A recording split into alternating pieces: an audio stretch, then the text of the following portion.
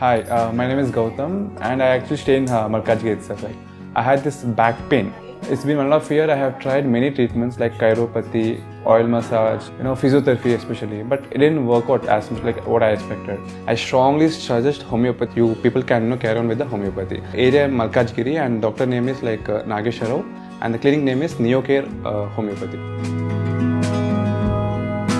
ఓం శ్రీ మహాగణాధిపతయే నమః. ఓం శ్రీ మాత్రే నమః.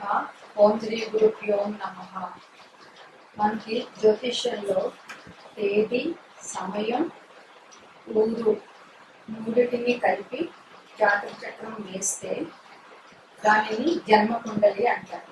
ఈ జన్మకుండలి 12 గళ్ళతో ఉంటుంది. ఈ 12 గళ్ళనే 12 రాశులు అంటారు. అవి వరుసగా మేషం, వృషభం, మిథునం, కర్కాటకం, సింహం, కన్య, తుల, వృశ్చికం, ధనుస్సు, మకరం, కుంభం, మేనం.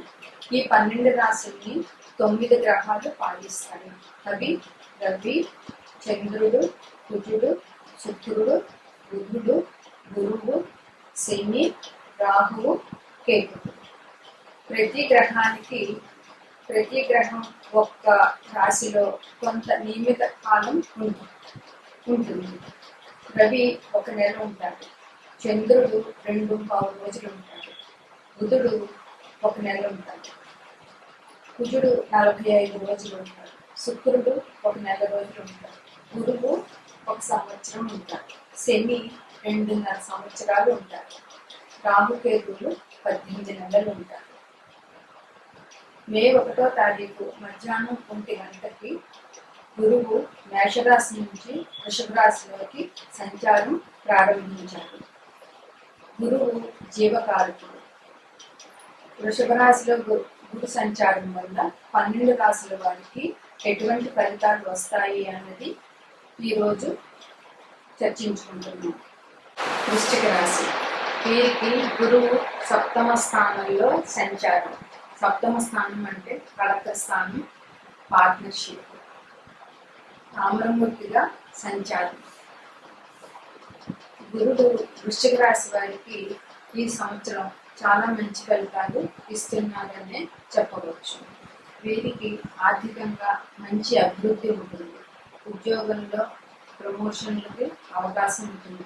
ఉద్యోగం రాని వారికి ఉద్యోగ అవకాశాలు ఉన్నాయి. సంతానం లేని వారికి సంతానం కలుగుతుంది. సంతానం ఉన్న వారికి మంచి అభివృద్ధి జరుగుతుంది. వీరికి 3వ స్థానాన్ని గురువు వీక్షించడం వల్ల సోదరులకు, సోదరీమణులకి ఆర్థికంగా అభివృద్ధి ఉంటుంది. గురువు 3వ దృష్టి వల్ల సోదర సోదరీమణుల సహాయ సహకారాలు ఈ వృశ్చిక రాశి వారికి లభిస్తాయి. 7మంలో గురువు సంచారం వల్ల భాగస్వామితో విభేదాలు లేకుండా ఆనందంగా, ఆరోగ్యంగా ఉండగలుగుతారు. కుటుంబంలో సౌఖ్యం ఉంటుంది. పెద్దలను గౌరవించడం, అతిథి మర్యాదలు, దైవ కార్యాలు చేస్తారు. శుభకార్యాలు జరుగుతాయి. వివాహాది శుభకార్యాలు వీరు నిర్వహించుతారు. కమ్యూనికేషన్ స్కిల్స్ కూడా వీరికి అభివృద్ధిలోకి వస్తాయి. విద్యార్థులు డిబేట్ లాంటి వాటిలో పార్టిసిపేట్ చేసినా కూడా చాలా బాగా అభివృద్ధిలోకి వస్తారు. ధనలాభం ఉంటుంది. నవమ దృష్టి వల్ల బంధువుల సహాయ సహకారాలు వీరికి బాగా లభిస్తాయి. గోచార గురువు వివిధ రాశులలో ప్రతికూలమైనటువంటి ఫలితాలను ప్రభావం తగ్గడానికి గురుగ్రహ పరిహారాలు ఏం చేయాలంటే, గురుగ్రహ జపం 16,000 చేయాలి. హయగ్రీవ మంత్రం చదవడం, దత్తాత్రేయ వజ్ర కవచం, మేధా దక్షిణామూర్తి స్తోత్ర పారాయణం, హయగ్రీవ స్తోత్రం, రాఘవేంద్ర స్వామి స్తోత్రం చేయాలి. ప్రతి నెల ఒక్కసారి దక్షిణామూర్తికి అభిషేకం చేయించాలి. గణపతి హోమం, దక్షిణామూర్తి హోమం పసుపు కొమ్ములతో, గురుగ్రహ మంత్రం రుద్రహోమం, సంతానం కోసం సంతాన పాశుపత హోమం, లక్ష్మీ హయగ్రీవ మంత్రంతో హోమం చేయొచ్చు. దానం గురువారం రోజు శనగలు కానీ తీపి పదార్థాలు కానీ మెంతులు, బెల్లం, పసుపు, అరటి పండ్లు, మామిడి పండ్లు, పసుపు వస్త్రాలు, గోవు, పసుపు కొమ్ములు మొదలైనవి దానం చేయడం వల్ల వీరికి ప్రతికూల పరిస్థితులు కొంచెం వరకు తగ్గుతాయి. దత్తాత్రేయ స్వామి, శ్రీ సాయిబాబా, హయగ్రీవ స్వామి, హనుమంతుడు, దక్షిణామూర్తి వీరి పూజలు చేయడం వల్ల మంచి అవకాశాలు ఉంటాయి. నమస్కారం. ఇప్పుడు వృషభ రాశి. వృషభ రాశిలో గురు సంచారం అంటే జన్మరాశిలో గురు సంచారం అని చెప్పవచ్చు. వృషభ రాశిలో గురువు రజతమూర్తిగా సంచారం చేస్తున్నారు. దీనివల్ల వీరికి శుభ ఫలితాలు ఇస్తారు. కానీ వీరికి కొద్దిగా అనారోగ్య సమస్యలు ఉండొచ్చు. ఆత్మవిశ్వాసం పెరుగుతుంది, మనోబలం పెరుగుతుంది. శరీరంలో నరాలకు సంబంధించిన అనారోగ్యాలు, షుగరు లాంటి అనారోగ్యాలు కలిగే అవకాశం ఎక్కువగా ఉంది. గురువు మే 5 నుండి జూన్ 3 వరకు, మళ్ళా తిరిగి అక్టోబర్ నుండి ఫిబ్రవరి వరకు వక్రించి స్థితి ఉన్నది. ఈ గురుడు వక్రించిన సమయంలో అనారోగ్యాలు, కొంచెం ప్రతికూలమైన పరిస్థితులు వీరికి జరుగుతాయి.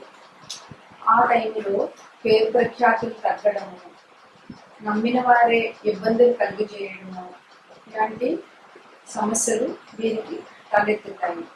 గురుని దృష్టి పంచమ స్థానం మీద ఉండడం వల్ల పిల్లలకి విషయంలో చాలా మంచి జరుగుతుంది. వీరికి పిల్లల సంతానం లేని వారికి సంతానం లభించుట, సంతానం ఉన్న వారికి వారి అభివృద్ధి జరుగుతుంది.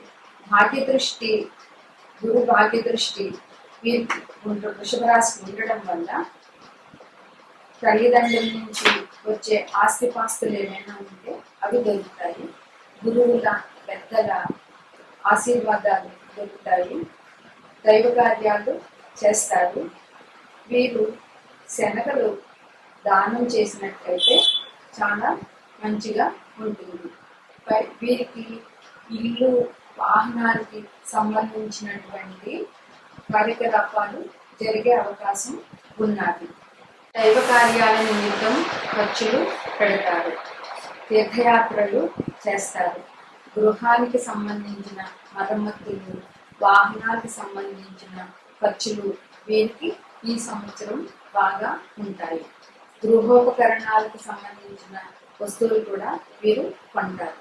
గురుడు వక్రించిన సమయంలో అంటే మే 5వ తారీఖు నుండి జూన్ 3వ తారీఖు వరకు, తిరిగి అక్టోబర్ నుండి 25వ సంవత్సరం 2025 ఫిబ్రవరి వరకు వక్రించిన సమయంలో ఇతరుచే మాటలు పడడం, ప్రమోషన్లలో వాయిదాలు, ఉద్యోగంలో స్థానచలనం లేదా ఉద్యోగంలో మార్పులు ఇవన్నీ జరిగే అవకాశం ఉంటుంది.